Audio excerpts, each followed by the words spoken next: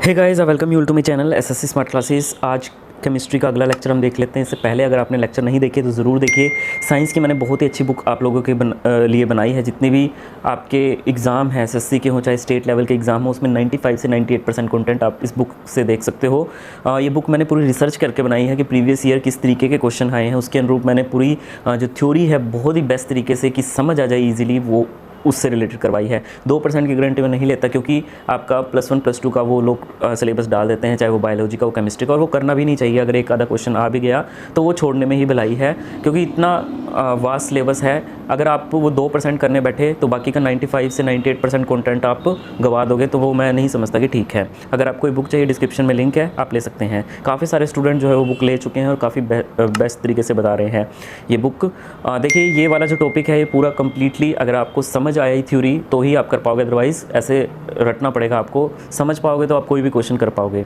So chemical reaction and equation, उसको समझने से पहले थोड़ा सा हम चेंज को देख लेते हैं, जो ऑलरेडी मैं पहले भी डिस्कस कर चुका हूँ जब मैंने स्टेट्स ऑफ मैटर पढ़ाई थी आपकी।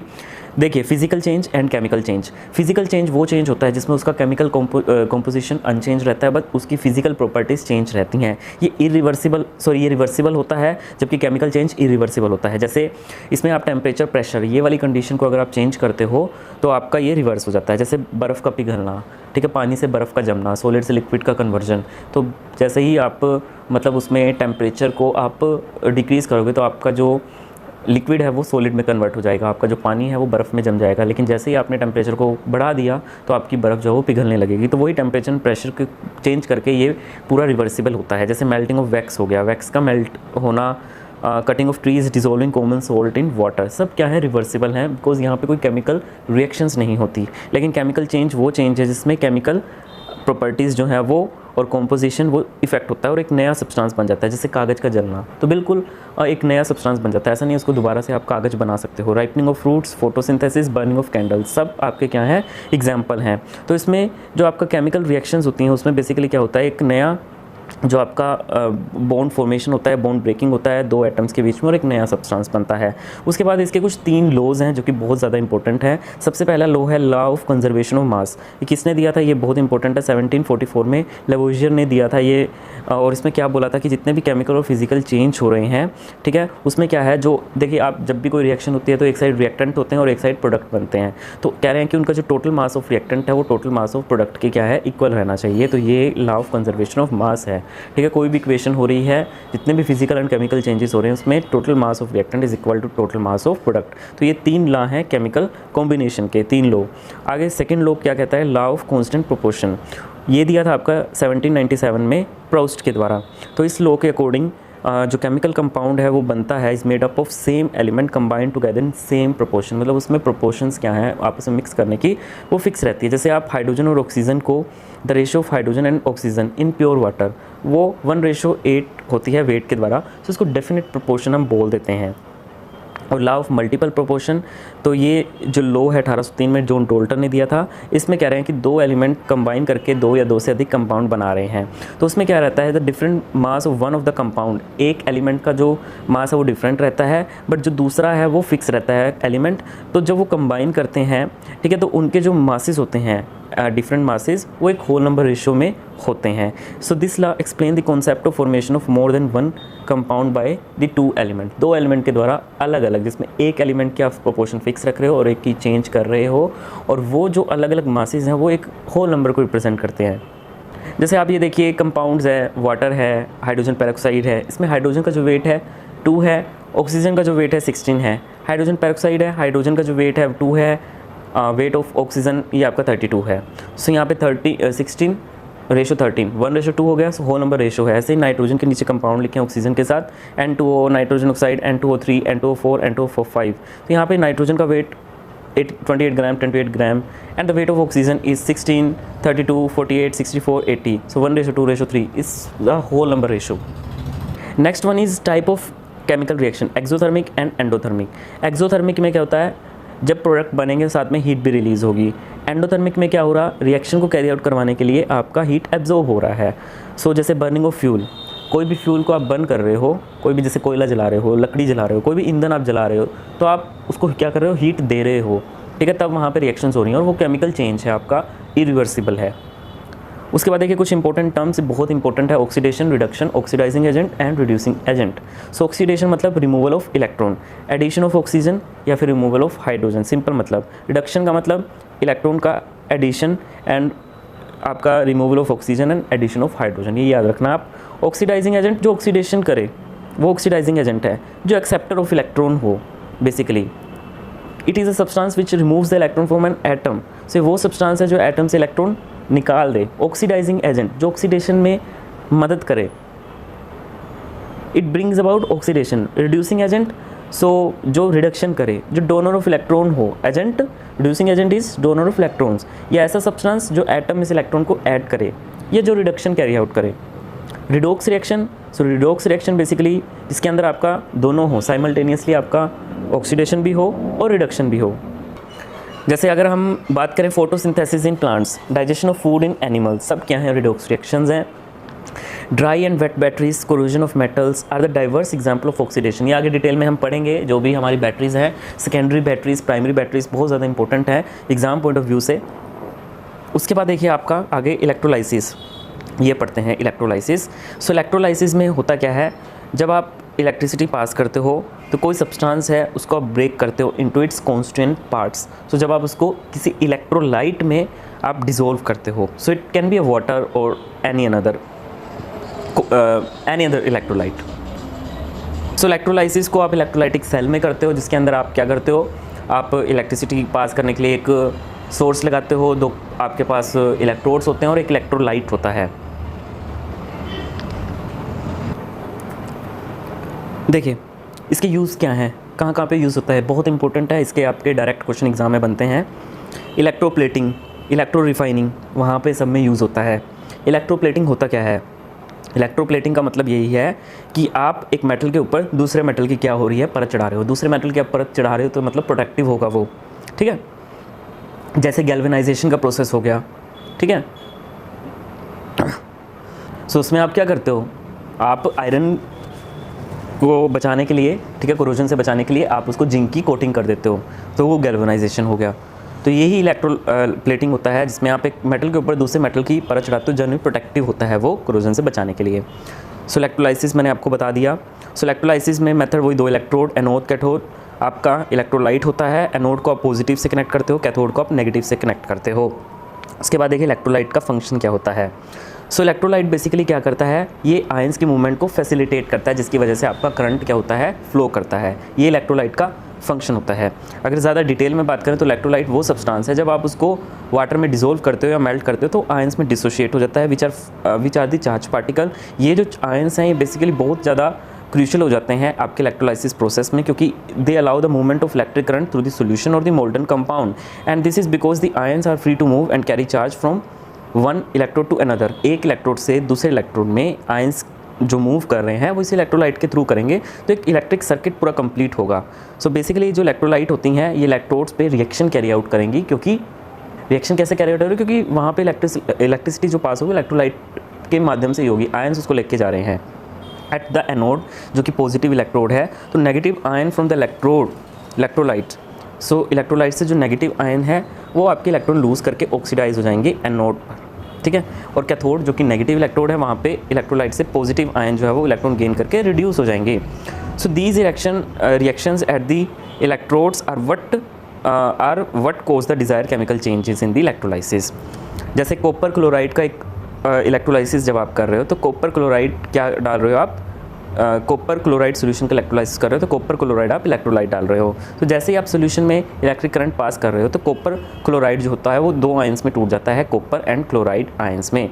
तो जो कॉपर आयंस है वो आपका रिड्यूस हो जाएगा एट दी कैथोड पर कॉपर आयन क्या करेगा, वो रिड्यूस हो जाएगा और क्या बना लेगा, कॉपर मेटल बना लेगा। और जो क्लोरीन आयन है, Cl नेगेटिव आयन है, वो कहाँ पे चला जाएगा, वो एनोड की तरफ ऑक्सीडाइज होके क्लोरीन गैस बना देगा। सो नेक्स्ट देखिए आप, इलेक्ट्रोप्लेटिंग का यूज़ है सिल्वर में, सिल्वर प्लेटिंग ऑफ स्पून में। स्पून है, अगर आपने उस पर सिल्वर की जो परत है वो चढ़ानी है तो कैसे करेंगे।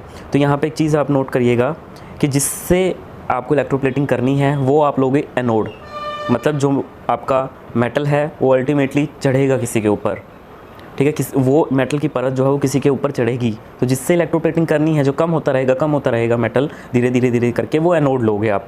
और जिस पे इलेक्ट्रोप्लेटिंग करनी है, जैसे चम्मच है, स्पून पे आपको सिल्वर की परत चढ़ानी है, तो स्पून के ऊपर आप कर रहे हो तो स्पून आप क्या लोगे, कैथोड लोगे। जैसे डायग्राम आप देख भी रहे हो, तो यहाँ पे आपकी स्पून की क्या हो रही है, इलेक्ट्रोप्लेटिंग, मतलब सिल्वर की प्लेटिंग आप उस पर कर रहे हो, तो स्पून पे आप क्या लोगे, कैथोड लोगे।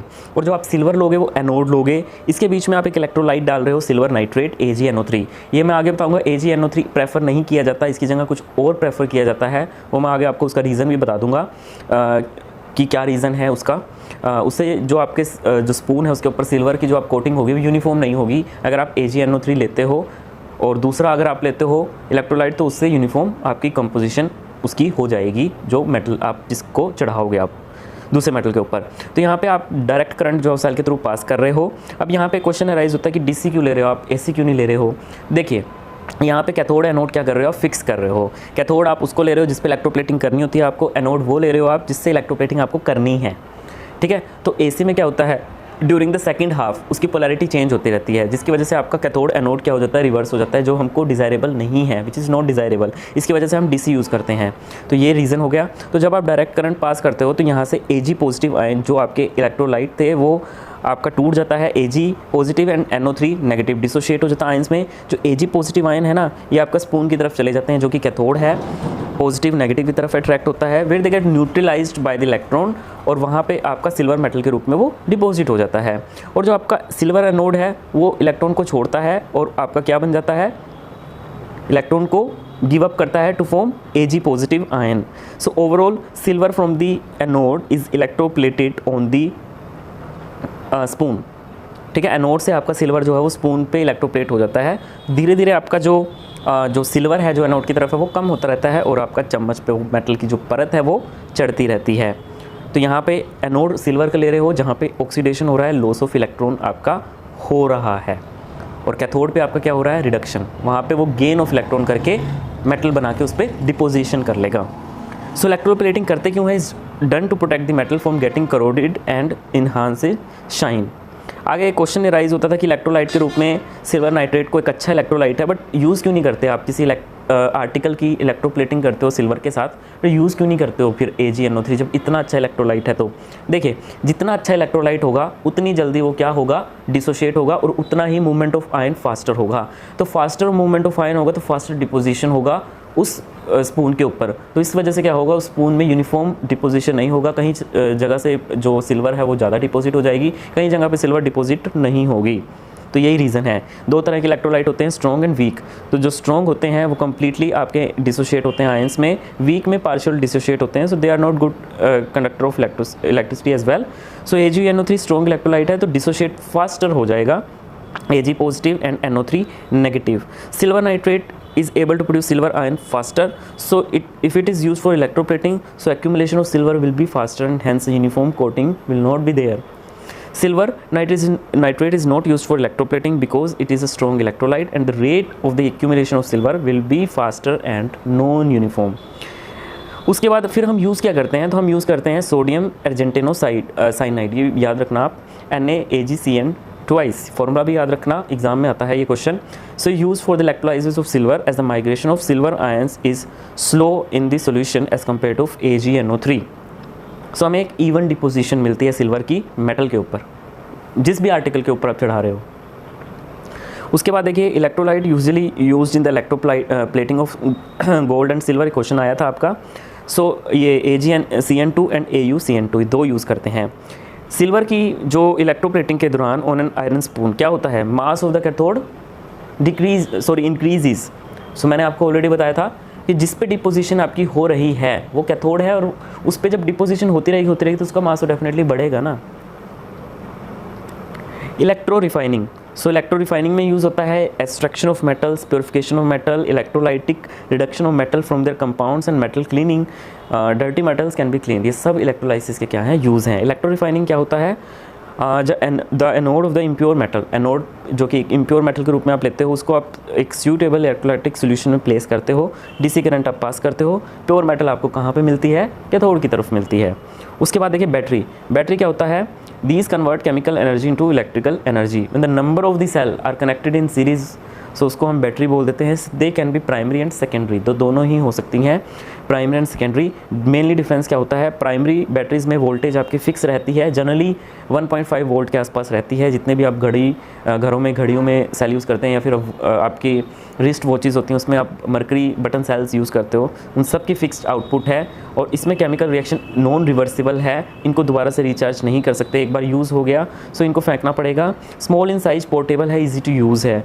बट जबकि सेकेंडरी है वो इतना पोर्टेबल नहीं है, जैसे घरों में आपकी इन्वर्टर बैटरीज होती हैं, लीड स्टोरेज बैटरी, ठीक है, तो उतना आपका ये पोर्टेबल नहीं रहता, इनको रिचार्ज कर सकते हो। They can be reused multiple times, so reversible chemical reaction है। सो आप जैसे ही सेल डिस्चार्ज हुआ तो वहाँ पे चार्जिंग लगा करके, और चार्जिंग आपको अपोजिट डायरेक्शन में लगानी है ताकि वो दोबारा से डिस्चार्ज हो जाए। क्योंकि जो रिएक्शन आपकी डिस्चार्जिंग के दौरान हुई थी, जो केमिकल रिएक्शंस आपकी हुई थी, जब आप उसको चार्ज कर रहे हो तो वो उनको रिएक्शंस को अपोजिट कर देगा। जो आयंस की मूवमेंट आपकी एनोड पे कैथोड पे हो रही थी वो रिवर्स कर देगा उसको, जिसकी वजह से वो दोबारा से क्या हो जाएगा, वो पहले जैसा हो जाएगा। समझ रहे हो बात, वो सेम कॉन्सेप्ट है इसमें। अब आपका पहला होता है ड्राई सेल। देखिए कैसे ये वर्क करता है, सब कुछ हम पढ़ेंगे। The dry cell is simple electrochemical cell that converts chemical energy into electrical energy. They are first developed by the George Lechanze in 1866. So इस वजह से इनको Lechanze cells भी बोलते हैं। ये हम बड़ी day to day everyday life में हम इसको यूज़ करते हैं, आपकी क्लॉक्स में, वॉचेस में, टॉयज़ में, कैमराज में। आगे, so it is a very simple device due to generate electricity, convert chemical energy into electrical energy. So होता क्या है, इनका बेसिक प्रिंसिपल मैं आपको बता देता हूँ। इसमें हम एक ऐसा मेटल लेते हैं जो इलेक्ट्रॉन लूज़ करता है। एनोड पे जनरली ऑक्सीडेशन होता है, कैथोड पे रिडक्शन होता है।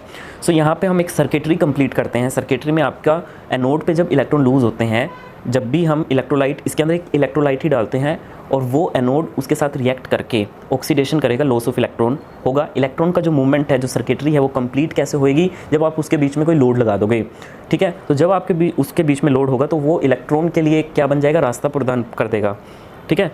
तो वो जो रास्ता प्रदान करेगा ना एनोड के लिए इलेक्ट्रॉन, तो इसका मतलब वो सेल आप कंटिन्यूसली यूज़ कर रहे हो। इलेक्ट्रॉन के फ्लो की वजह से वो क्या हो रहा है, वो इलेक्ट्रॉन कैथोड पे जाके रिएक्शंस करेगा और इसी वजह से ये आपका केमिकल जो है वो यूज़ होता रहेगा। एक से इलेक्ट्रॉन निकलेगा और दूसरे से वो इलेक्ट्रॉन कंज्यूम होगा। तो इस तरीके से प्रोसेस चलता रहेगा। फाइनली आपका सारा का सारा केमिकल यूज़ हो जाएगा और आपका ये सेल डेड हो जाएगा। लेकिन कई बार ऐसा भी देखा गया है कि जब आपका ड्राई सेल आप यूज़ भी नहीं करते तो वो एक लंबे टाइम के बाद ख़राब हो जाता है। उसके अंदर कुछ ऐसे केमिकल इलेक्ट्रोलाइट के रूप में रहेंगे जो आपके उसके साथ रिएक्ट करेंगे, एनोड के साथ जो जिंक है, और आपका रिएक्शन बिना यूज़ करे भी चलता रहेगा। मैं आपको सारा कुछ पढ़ाऊँगा। तो देखिए, प्राइमरी सेल जब केमिकल रिएक्शन एक बार हो, यहाँ पे एनोड का जो फंक्शन है वो जिंक केस के द्वारा परफॉर्म होता है। एक ग्रेफाइट और कार्बन की रोड है जो कि आपके दिख रही होगी, आपको ब्रास कैप को टच कर रही है। कार्बन की जो आपकी रोड है ग्रेफाइट की, लेकिन नीचे से जिंक केस को वो टच नहीं कर रही। सो ये आपका कैथोड का एक्ट कर रहा है। एनोड आपका जिंक केस है। सो जिंक केस प्रोटेक्ट है on the sides, but bottom से वो प्रोटेक्ट नहीं है, साइड से प्रोटेक्ट है, ठीक है। सो जो स्पेस है आपका जिंक केस और कार्बन रोड, ठीक है, उसमें आपने डाल दिया मॉइस्ट पेस्ट ऑफ NH4Cl, ठीक है, आपने NH4Cl डाल दिया, मैंगनीज डाइऑक्साइड प्लस कार्बन आपने डाल दिया। अब यहाँ पे एनोड और कैथोड की रिएक्शंस देखते हैं। एनोड पे जैसे कि मैंने पहले बताया आपको, ऑक्सीडेशन होता है। सो oxidation happens at anode which is a loss of electron. Oxidation is loss of electron. So zinc case act as anode, so oxidation of zinc and zinc case corrode over time. Zinc 2 electron easily आपका lose कर देगा। It has a strongly urge to lose 2 electron to acquire stable stage. अगर मैं zinc के electronic configuration की बात करूँ तो इसके आउटरमोस्ट शेल में 2 इलेक्ट्रॉन्स हैं, सो जो इसको लूज़ करके अपनी स्टेबल स्टेट एक्वायर करने की कोशिश करेगा। और जो मूवमेंट इलेक्ट्रॉन का है which causes a production of voltage drop between the cathode and anode. Anode से इलेक्ट्रॉन निकल के कैथोड की तरफ जा रहा है। यही इलेक्ट्रॉन का फ्लो क्या कहलाता है, करंट कहलाता है। जिस डायरेक्शन में करंट जा रहा है और इलेक्ट्रॉन उसके क्या हो रहे हैं, अपोजिट। जिस डायरेक्शन में इलेक्ट्रॉन जा रहे हैं करंट उसके अपोजिट डेवलप होगा, आपका प्रोड्यूस होगा। कैथोड पे क्या हो रहा है, रिडक्शन हो रहा है। अब यहाँ पे जो आपका जिंक के पास जो 2 इलेक्ट्रॉन थे आपके, वो इसकी तरफ आ जाएंगे, कैथोड की तरफ आ जाएंगे, ठीक है। मैंगनीज जो है वो आपका +4 स्टेट से +3 स्टेट पे चला जाएगा। अब मैंगनीज डाइऑक्साइड जो कि आपका था, ठीक है, जो आपने पेस्ट भरा था, जैसे कि मैंने आपको बताया ना कि आपका कैथोड है वो किस चीज़ से मिलके बना हुआ है, जो ग्रेफाइट और जो कार्बन रोड है, ठीक है, वो आपका क्या कर रहा है, एज अ कैथोड एक्ट कर रहा है, ठीक है।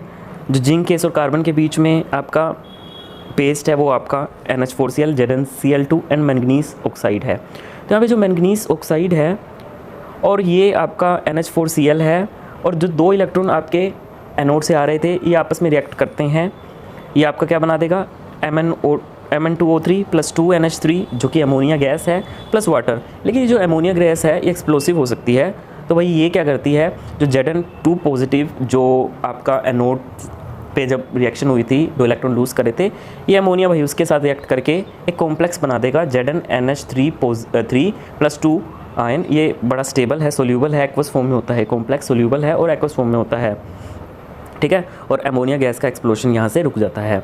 सो इस सेल का जो पोटेंशियल है 1.5 वोल्ट होता है। Dry cell have ammonium chloride which is acidic in nature. So हाँ, यहाँ पे देखिए जब आपका ये सेल यूज़ भी नहीं करते लेकिन तब भी रिएक्शन तब भी कुछ केमिकल रिएक्शंस हो जाती हैं जिसकी वजह से सेल आप लंबे टाइम तक आप यूज़ नहीं कर पाते और ये अनयूजेबल हो जाता है। क्यों? क्योंकि इसमें NH4Cl डालते हैं जो कि एसिडिक होता है, ये जिंक के साथ कंबाइन करता है और धीरे धीरे उसको कोरोट करता रहता है। जब यूज़ भी ना करो तब भी ये रिएक्शंस कैरी आउट होती हैं और आपका सेल अनयूजेबल हो जाता है एक लंबे टाइम के बाद। उसके बाद देखिए मरकरी, सब में सेम कॉन्सेप्ट है। मरकरी सेल में आपका एनोड जो होता है वो जिंक एमलगम होता है और आपका मरकरी ऑक्साइड और कार्बन क्या है इसमें कैथोड है, ठीक है। जिंक कंटेनर आपका एनोड हो गया और कार्बन आपका क्या हो गया, कैथोड हो गया। इलेक्ट्रोलाइट आपका क्या हो गया, ZnO + KOH, ठीक है।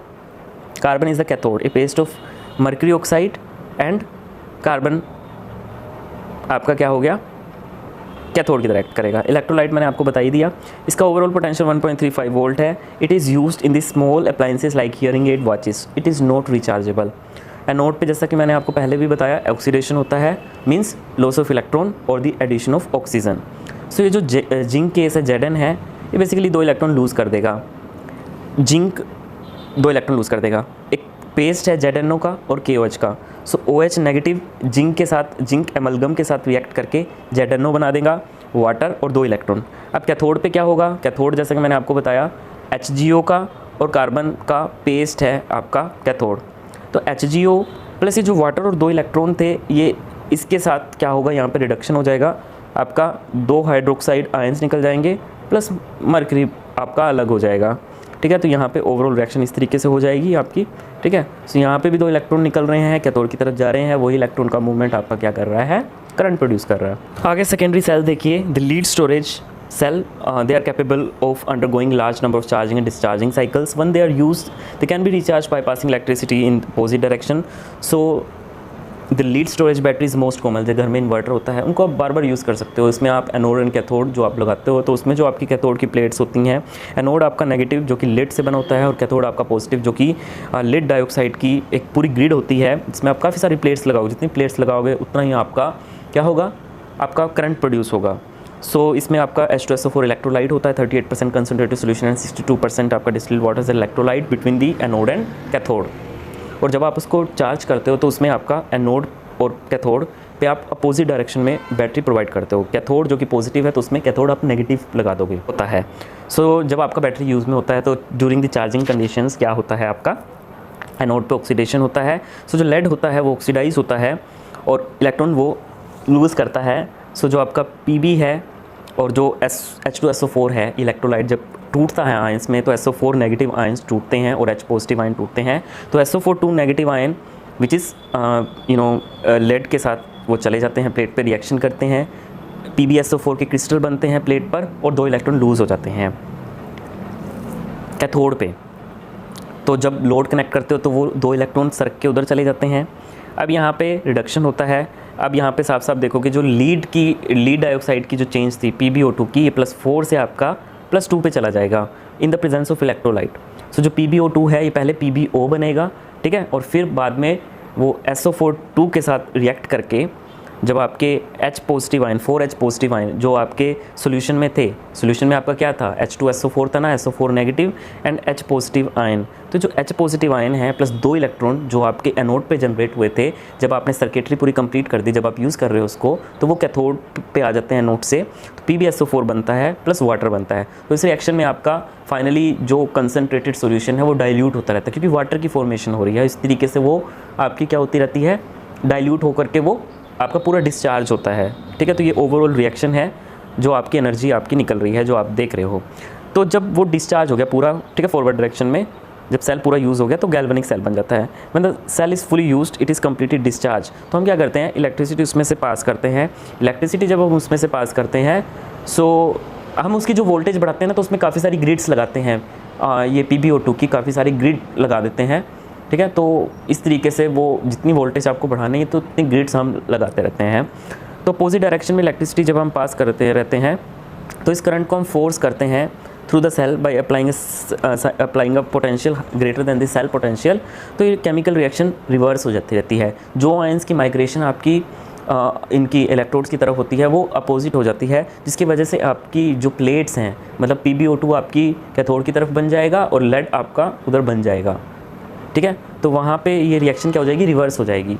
तो उसमें आपको अपोजिट डायरेक्शन में उसको इलेक्ट्रिसिटी सप्लाई करनी पड़ेगी चार्जिंग कंडीशन में। जैसे आप चार्जिंग कंडीशन में देख ही पा रहे हो, एनोड को आपने क्या कर दिया, पॉजिटिव दे दिया, और कैथोड को आपने क्या कर दिया, नेगेटिव दे दिया। आगे देखिए fuel cell. The galvanic cell that directly converts the chemical energy of the high combustible fuel like hydrogen and methane into the electrical energy are called fuel cell and they are highly efficient। तो इसमें हम fuel cells का use करते हैं, जैसे कि hydrogen हो गया, मीथेन हो गया, ऑक्सीजन हो गया। तो इसमें क्या होता है, इलेक्ट्रोड्स को आप कंटिन्यूसली ये रिएक्टेंट के साथ फिट करते हो और the products are continuously remove from the electrolyte compartment. So आप पावर स्पेसशिप में भी ये यूज़ करते हो। एनोड में आपका ऑक्सीडेशन होता है, that is the addition of oxygen happens. So hydrogen है, इसमें जो इलेक्ट्रोलाइट होता है वो आपका ठीक है, जो इलेक्ट्रोलाइट होता है यहाँ पे देखिए, in this we push the hydrogen gas from one end and oxygen from the other end through the porous graphite rods into the concentrated electrolyte solution of the sodium hydroxide. So यहाँ पे anode पे oxidation होता है, जो hydrogen है ये basically OH के साथ रिएक्ट करके वाटर प्लस इलेक्ट्रॉन आपका बना देगी। यहीं पे ये जो इलेक्ट्रॉन है कैथोड पे क्या होगा, रिडक्शन ऑफ ऑक्सीजन होगा। ये इलेक्ट्रॉन कहाँ पे चले जाएंगे, वाटर और इलेक्ट्रॉन ये ऑक्सीजन के साथ रिएक्ट करके आपका हाइड्रोक्साइड आयंस जो है वो बना देगा। ओवरऑल रिएक्शन आपके पास इस तरीके की होगी। इसमें आपका वाटर भी मिलता है। स्पेसशिप में जब आप जाते हो तो ये वाटर भी आप यूज़ करते हो। तो यही आपका क्या है, फ्यूल सेल है। यहाँ पे भी इलेक्ट्रॉन का लिबरेशन हो रहा है and flow of the electron is known as the, उसी की वजह से आपका करंट प्रोड्यूस हो रहा है। एप्लीकेशन, आगे ड्राई सेल की एप्लीकेशन देख लीजिए। Primary cells are used in the electronic gadgets as they are much smaller and easily transportable. Lead storage cells are used in automobile and inverter. Fuel cell are used in the space programs. उसके बाद आपके corrosion, when iron is exposed to moist air for the longer period of time, its surface acquires a coating of brown flaky substance known as rust.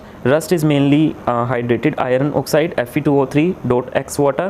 In the corrosion, metal is oxidized by the loss of electron to hydrogen and from oxide. और उसके बाद देखिए, the rusting of iron can be prevented by oiling, greasing, galvanizing by coating iron object with zinc and chrome plating. उसके बाद देखिए catalyst.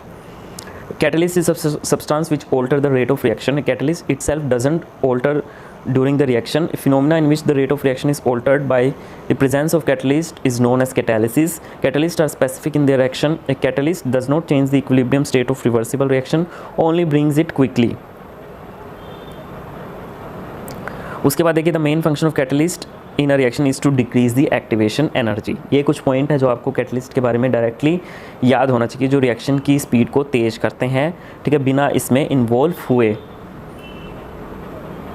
उसके बाद देखिए एप्लीकेशन है, ये डायरेक्ट आपको याद करना है, इसका पूरा प्रोसेस याद करने की ज़रूरत नहीं है। Haber process for ammonia, iron is used as catalyst and molybdenum is used as a promoter. Contact process for the sulphuric acid, vanadium pentoxide is used as a catalyst. Direct exam में question आते हैं इसलिए direct बता रहा हूँ, इसका पूरा detail जानने की ज़रूरत नहीं है, जो कि +1 +2 का पार्ट है। Ostwald process for nitric acid, उसमें प्लेटिनम गेज आप कैटलिस्ट के रूप में यूज़ करते हो। Deccan process for chlorine, cupric chloride आप कैटलिस्ट के रूप में यूज़ करते हो। सिंथेसिस ऑफ पेट्रोल, निकल, iron, cobalt and alumina is used as the catalyst. The substance that decreases the activity of catalyst are known as poisons. ये question आपका पूछा गया था, official senior teacher grade 2 non TSP science. Catalytic poison are those substances that themselves are not catalyst but whose presence decreases the activity of catalyst. So basically they inhibit the activity of catalyst. This occurs due to the preferential absorption of the poison on the surface of catalyst. Catalyst की surface पे क्या करते हैं, absorb हो जाते हैं poison. सो इनको हम कैटलिस्ट इनहिबिटर भी बोलते हैं। कैटलिस्ट जो कि मैंने ऑलरेडी आपको बता दिया, So when we need to control the rate of reaction which has increased due to the addition of catalyst poisons are added. Promoter, so promoter क्या करते हैं? It is a substance added to a solid catalyst to improve its performance. The promoter itself has little or no catalytic effect. Initiator are the substance that helps to initiate a chemical reaction, and controller are used for controlling the rate of chemical reaction. They can be mechanical, thermal or chemical in nature. When a catalyst is used in chemical reaction, then its activation energy gets affected. कुछ PYQ कर लेते हैं. What happens in an oxidation reaction? Electron are lost. Which among the following is not a characteristics of oxidation reaction? Oxidation reaction में ऐसा कौन सा नहीं होता? ऑक्सीडेशन रिएक्शन में ऑक्सीजन की एडिशन होती है और हाइड्रोजन की इन्वॉल्वमेंट नहीं होती, सो ये कैरेक्टरिस्टिक्स नहीं है. Oxidation means loss of electron. Cooking oil are converted into the vegetable ghee by the process of hydrogenation. Rusting of iron is due to the oxidation. What causes the rusting of iron? वो मैंने आपको बता दिया. The rusting of metal, iron metal is in air needs both oxygen and moisture, water content.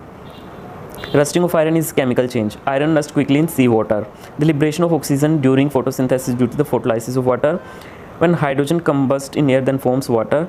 Browning of paper in old books is caused by the oxidation of the cellulose. Nitrogen forms a variety of compound in all oxidation state ranging from -3 to +5. The rusting of iron is increase in weight. The coating of thin layer of zinc on iron is known as galvanization. The metal used to galvanize iron to protect it from rusting is zinc. Carbon dioxide is oxidizing agent. Which metal does not undergo corrosion due to the formation of oxide layer? Aluminium. Rusting is an oxidation process. Oxidation और reduction ऐसी reaction जिसमें simultaneously हो तो वो redox हो गया. Gaining electron process reduction, losing electron process oxidation. Deposition of zinc on iron is galvanisation. Electroplating मैंने बताया एक मेटल के ऊपर दूसरे मेटल की प्रोटेक्ट लेयर, जनरली उसका फिजिकल अपीयरेंस सुधारने के लिए या फिर कोरोजन से बचाने के लिए, प्रोटेक्शन के लिए यूज़ करते हैं हम. Which of the following is not favourable prevent iron from rusting? Annealing. No, galvanisation करते हैं. Coating a thin layer of zinc on iron surface. So ये आपके कुछ MCQ से. आई होप ये वीडियो आपको अच्छी लगी तो प्लीज़ लाइक शेयर सब्सक्राइब ज़रूर कीजिए. और अगर आपको ये बुक चाहिए जो कि साइंस की बहुत ही बेस्ट बुक है तो डिस्क्रिप्शन में लिंक है. धन्यवाद.